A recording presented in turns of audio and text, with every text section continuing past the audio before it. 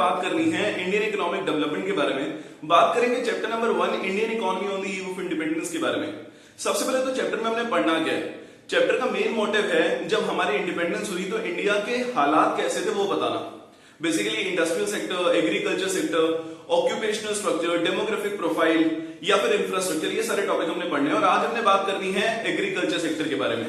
सबसे पहले तो 1757 में बैटल ऑफ प्लासी जीतने के बाद ब्रिटिशर्स का कॉलोनियल रूल यहां पे स्टार्ट हुआ और करीबन 190 सालों तक 190 इयर्स तक उन्होंने अपने कॉलोनियल रूल को यहां पे ऑपरेट करा और फिर 1947 में हमारी इंडिपेंडेंस हुई।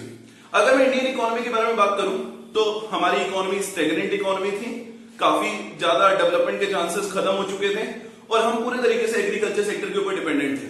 चलिए अब बात करते हैं एग्रीकल्चर सेक्टर के बारे में।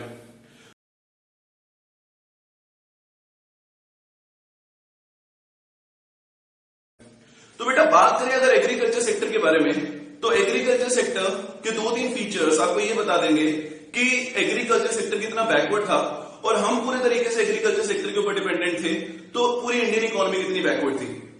सबसे पहले तो मैं आपको ये बता दूं कि agriculture sector main source of occupation था और करीबन 85% पॉपुलेशन रूरल एरिया में रहती थी जो कि डायरेक्टली और इनडायरेक्टली एग्रीकल्चर सेक्टर से ही अपनी लाइवलीहुड अर्न करते थे। एग्रीकल्चर सेक्टर के पहले फीचर की बात करूं at the time of independence तो पहला पॉइंट है lower level of productivity. As compare to present हमारी प्रोडक्टिविटी उस वक्त काफी कम थी। प्रोडक्टिविटी का मतलब होता है कि कितना इनपुट यूज करके आप कितना आउटपुट जनरेट कर पाते हो।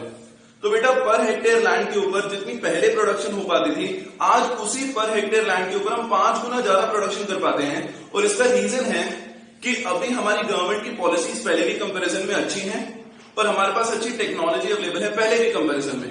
पहले ब्रिटेन गवर्नमेंट ने या उनके कॉलोनियल रूल में किसी ने भी कोशिश नहीं करी कि एग्रीकल्चर सेक्टर को थोड़ा भी डेवलप करा जाए, एग्रीकल्चर सेक्टर के ऊपर इन्वेस्टमेंट करी जाए। हालांकि एग्रीकल्चर सेक्टर से काफी इनकम अर्न करते थे ब्रिटिशर्स लेकिन उन्होंने कभी उसके ऊपर री इन्वेस्ट करने की सोची नहीं।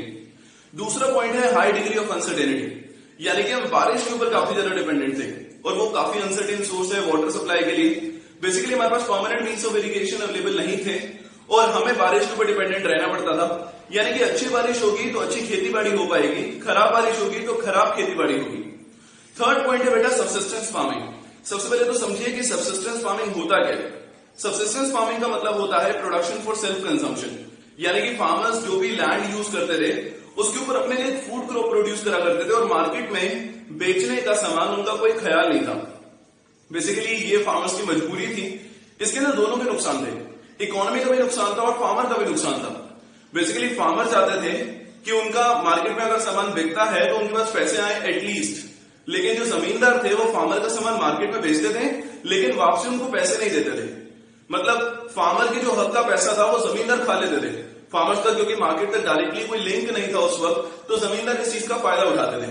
फिर फार्मर्स ने डिसाइड करा कि चलिए सबसिस्टेंस फार्मिंग करते हैं, हमारे पास लैंड है तो एटलीस्ट सर्वाइव करने के लिए हम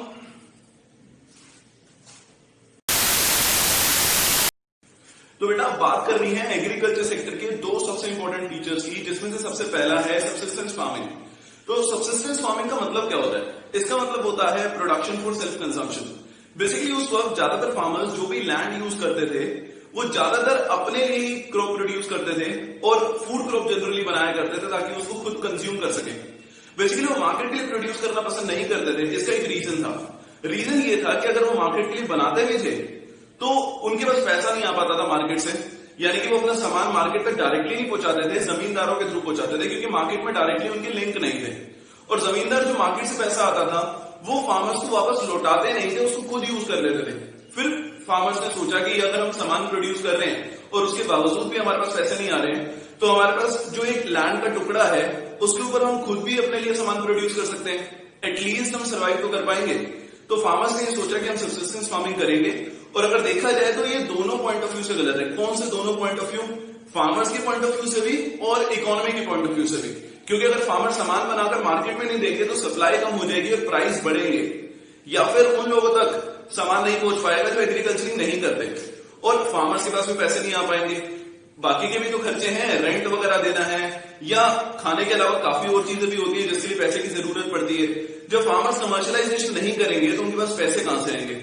और हमारा दूसरा पॉइंट है a conflict between owner of the soil and tiller of the soil.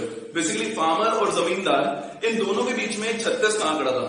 मामला क्या था, प्रॉब्लम क्या थी? प्रॉब्लम ये थी कि जमींदार फार्मर को बोलते थे कि हमारी लैंड के ऊपर जो आप काम कर रहे हो हमें टाइम से रेंट चाहिए।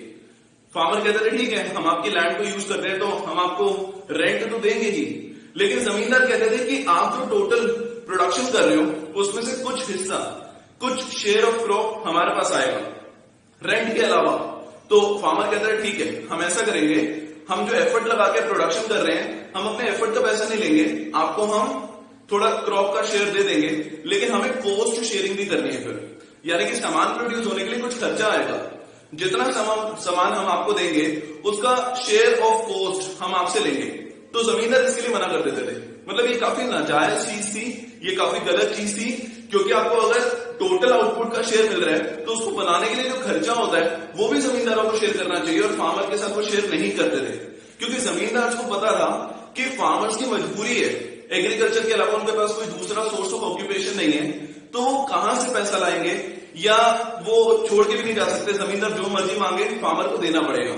सो ये दो फीचर्स थे, पहले जो दो फीचर्स बताए और अभी जो दो फीचर्स बताए, टोटल 4 फीचर्स थे, जिसकी वजह से पता चलता है कि हमारा एग्रीकल्चर सेक्टर काफी बैकवर्ड था, स्टेगनेंट था और देश के हालात काफी खराब थे। तो बेटा अभी हमने बात करी इंडियन एग्रीकल्चर सेक्टर के बैकवर्डनेस के बारे में। अब हमारा अगला टॉपिक है रीजन फॉर बैकवर्डनेस, यानी कि इस स्टेग्नेशन और बैकवर्डनेस के 2 मेन रीजन थे, उसके बारे में हम पढ़ रहे हैं। सबसे पहला रीजन था लैंड रेवेन्यू सिस्टम, जिसको जमींदारी सिस्टम भी कहा जाता है। काफी इंपॉर्टेंट है एग्जाम के पॉइंट ऑफ व्यू से। तो क्या था ये सिस्टम?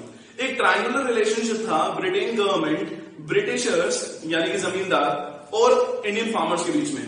बेसिकली इंडियन फार्मर्स जमींदारों को रेंट तो दिया करते थे क्योंकि वो उनकी जमीन पर काम करते थे। अब जमींदार लायबल थे टैक्स देने के लिए अपनी गवर्नमेंट को, यानी कि जमींदारों की जिम्मेदारी बनती थी कि वो अपनी गवर्नमेंट को टैक्स दें, क्योंकि वो जमीन के ओनर है, वो जमींदार है। लेकिन जमींदार ये भी चीज फार्मर को बोलते थे कि आप हमारी तरफ से टैक्स पे करेंगे, यानी कि आप हमें रेंट तो देंगे और उसके अलावा आप हमें टैक्स भी देंगे, यानी कि आपसे टैक्स लेकर हम अपनी गवर्नमेंट को देने वाले हैं, जो कि बिल्कुल इलॉजिकल बात थी। ऐसा यूनिक सिस्टम किसी ने भी दुनिया में पहले कभी देखा नहीं था।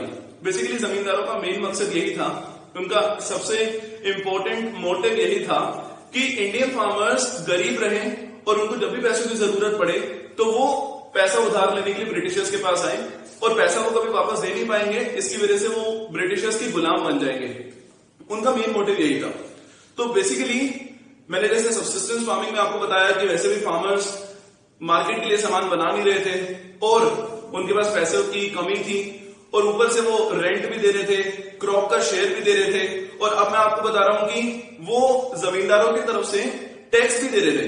तो इसकी वजह से वो गरीब होते जा रहे थे और उनके पास काफी पैसों की जरूरत पड़ती थी, और अल्टीमेटली वो ब्रिटिशर से ही पैसा उधार लेते थे। अब दूसरा रीजन है बेटा फोर्स कमर्शियलाइजेशन ऑफ एग्रीकल्चर, और ये सुन के शायद थोड़ा अच्छा लगेगा आपको कि कमर्शियलाइजेशन तो अच्छी चीज होती है, और अगर फार्मर कमर्शियलाइजेशन कर भी रहे थे तो अच्छी बात है, लेकिन बेटा फोर्स कमर्शियलाइजेशन ऑफ एग्रीकल्चर यानी कि फार्मर से बनवाया जाता था इंडिगो, और इंडिगो काम आता है टेक्सटाइल इंडस्ट्री में एज अ रॉ मटेरियल, और इंडिया में टेक्सटाइल इंडस्ट्री के नामो निशान नहीं थे। उस वक्त ब्रिटेन में टेक्सटाइल इंडस्ट्री अच्छी तरीके से डेवलप कर रही थी, और ब्रिटिशर्स ने फार्मर से इंडिगो प्रोड्यूस करवाया और वो ब्रिटेन एक्सपोर्ट करवाया करते थे, यानी कि रॉ मटेरियल इंडिया से जाता था और वो कौन बनाता था? Indian farmers. उसके लिए पैसे दिए जाते थे फार्मर्स को, जबरदस्ती पैसे दिए जाते थे, क्योंकि ब्रिटिशर्स को पता था कि अल्टीमेटली पैसा कैसे ना कैसे वापस आ जाएगा। अब फार्मर्स जो सब्सिस्टेंस फार्मिंग कर रहे थे एटलीस्ट जिंदा तो रह पा रहे थे, मतलब खुद के लिए प्रोड्यूस करते थे और खुद ही उसको कंज्यूम कर लेते थे, तो एटलीस्ट सर्वाइव तो कर पा रहे थे। लेकिन ब्रिटिशर्स ने अपने इंडिगो की डिमांड को पूरा करने के लिए फार्मर्स के लिए ये दरवाजे भी बंद कर दिए। चलिए